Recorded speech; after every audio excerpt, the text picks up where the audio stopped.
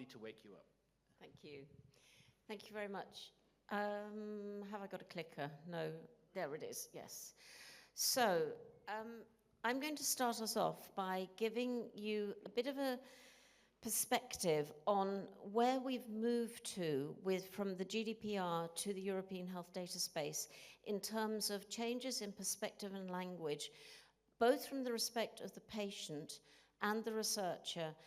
And that implicitly means also people who interact with the patient and the researcher, who might be a healthcare professional, might be an advisor of another sort, and might also be a data protection officer. And I would like to say, it says here Health Connect Partners, which is the organization I run, but I'm actually here for IHD under Deepak's review. So, this is a build slide. Maybe I will build it like this. What is it that patients actually want from their health data? Well, I think the thing that we hear more and more is that patients actually want health data, and particularly the health data concerning them, to work for them. They want their healthcare providers to have timely access to their records, and they don't want to have to tell their story again and again. I would imagine every person in this room has been in the situation where they've seen a healthcare professional, maybe the second or third person in a series of visits in a hospital, and they have to give the same background, details, information again. And we get a bit frustrated by it. And I think, as many of us in the room are lawyers, we then think, okay, so if you don't know that, what else don't you know? And it makes us a little bit nervous, so both annoyed and nervous. Patients also want access to their records anywhere, anywhen, anyhow. Most European countries have legislation that allows that, and of course we know that in theory the GDPR also allows access to records, but for the lawyers in the room, you already know why I say in theory, but we'll come back to that. Many patients also want to be able to share their records with whoever they'd like to share them with, whether that's their formal carers, so healthcare professionals, or informal carers, or proxies, friends, family, people who they may want to have access to their records. As I build this, it's getting more and more difficult. Many people, and we heard it earlier on, from the speaker from Ireland, patients really do want their data to be used to contribute to research. When surveys have been done on this, most people, is well into the 90% in the countries where surveys have been done, have said yes, they would like their data to be used for research. Where people get a little bit more anxious is if they think somebody is making money out of using their data for research. And of course that's difficult because ultimately somebody has to make money in order to keep the system flowing. And people generally, in the context of their data being used for research, want to be asked for their consent and perhaps want to be able to withdraw it under certain circumstances. So does the GDPR help people do this? And I'm going to actually put everything up at once. Oops, no, there. So the color coding of this is that everything that is blue is to do with primary use of data, so data in the healthcare setting, and the box in yellow is when we want to reuse data for research purposes. There's too many GDPR lawyers in this room for me to go through this. I don't think anybody here needs any guidance on what the GDPR says or does. I'll just draw your attention to my little figures. They're all carrying closed blocks because the fundamental notion of the GDPR is data protection. It is keeping it where it's supposed to be and used only by those people who ought to use it. It's not very much about opening the data up for access. And we see that because there's only one yellow box here. The legal base for reuse of data for research purposes is not easy to use. There are, of course, the public interest exceptions for when data is used by public authorities. But as we all know very well, we have the devil in the detail of Article 89, which means we need to have national level legislation or other statutory instruments which actually deal with how data is to be used for research purposes. So it isn't the ideal tool for liberating data for use of research. And to come back to the other points of what people want, it's actually not the ideal tool for data portability either, because, as you know very well, under the GDPR, data portability rights arise when data has been collected on the basis of consent and when it's subject to automatic processing. As we also know, in most countries, in fact, 26 out of 27 countries in the European Union, Poland being the only exception, in the healthcare setting, consent is not the legal basis for the collection of data for use for care provision, because the legal basis is the care provision itself. That means the right to data portability for healthcare actually is almost useless. And as a background, that is one of the first reasons why the European health data space, and in fact the data spaces generally, were thought of. And then you're very familiar with the other rights that exist. So what does the EHDS do to change this? And I'm going to put all these up because they're in a bit of a random order and I don't quite know why. So the people carrying our locks in the middle now, the locks are open. The idea is, with the European Health Data Space, and in fact the other data spaces which the Data Governance Act foresees, are to open data to make it more usable.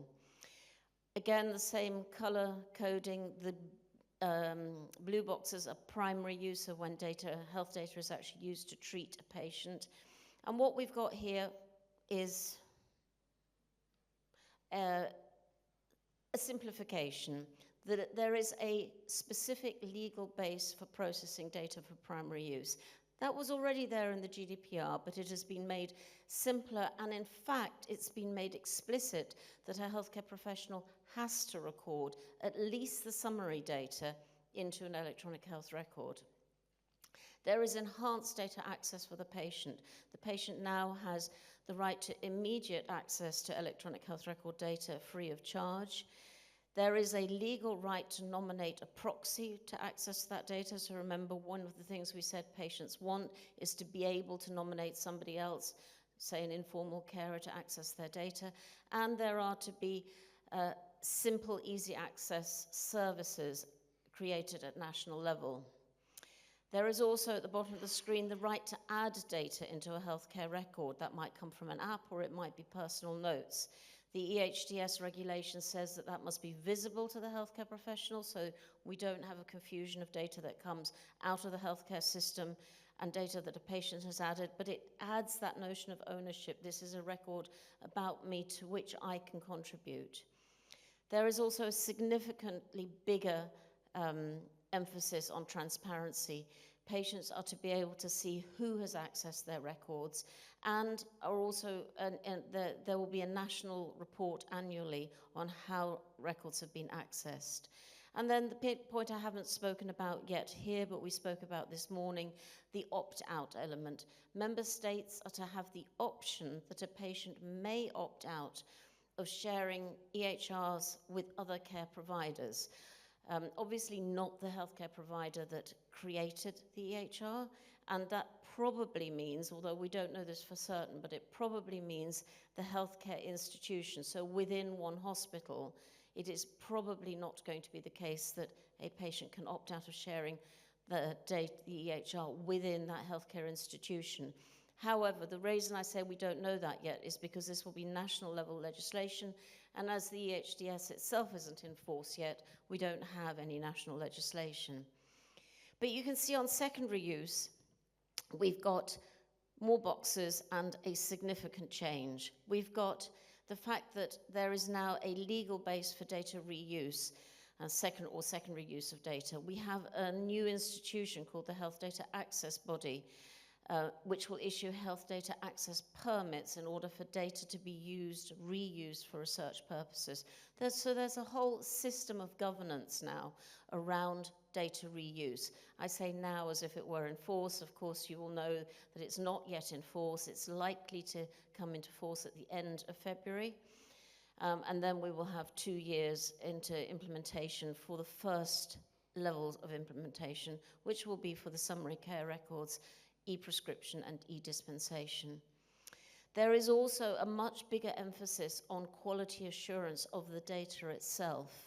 That the data will have to be meta-labeled, it will have to have a utility label, there will have to be data catalogs so that researchers can find out what data is available. And when data has been reused and has been enhanced, it will have to be returned to the Health Data Access Body so it can then be further used.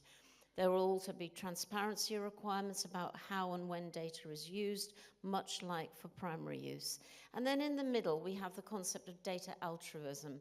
Data altruism is a concept introduced by the Data Governance Act, and it's a mechanism which perhaps sidesteps many of the challenges around consent, because it allows a patient, or in fact any other data subject, to make their data available to a research institution through a specific body in order that it may be used.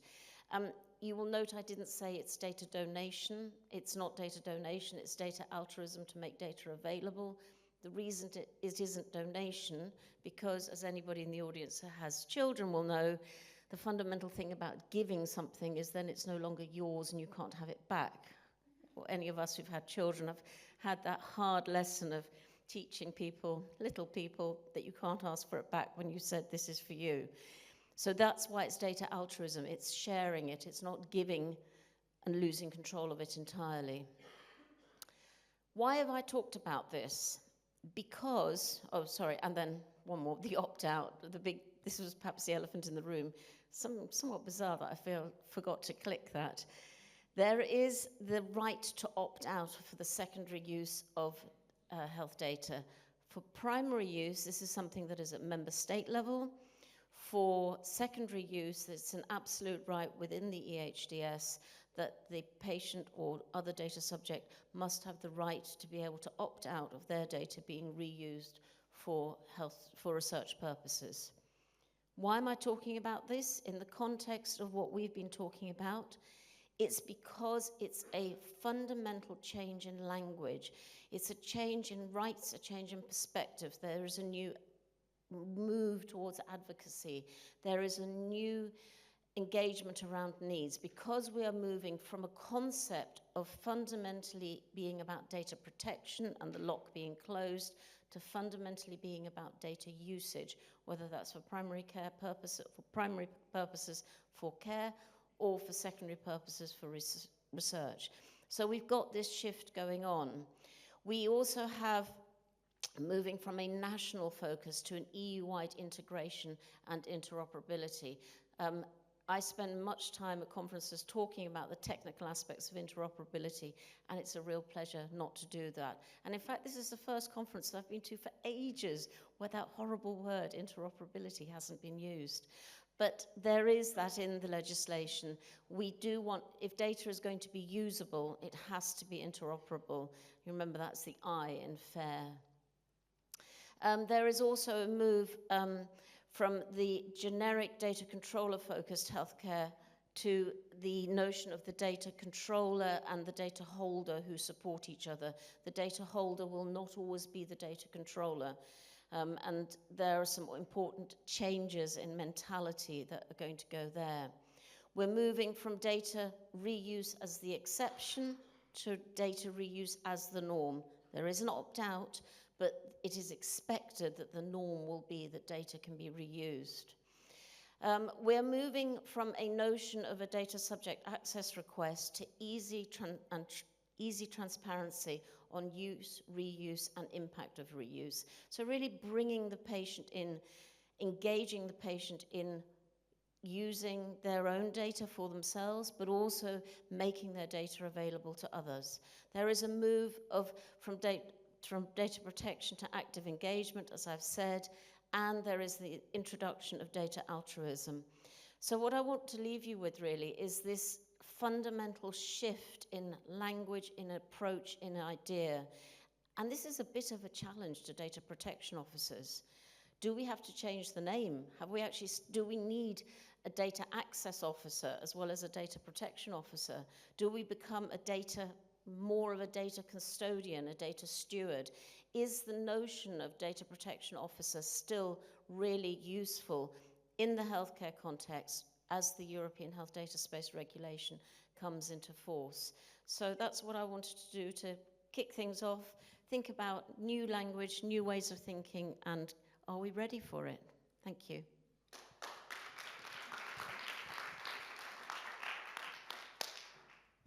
Thank you, Pet.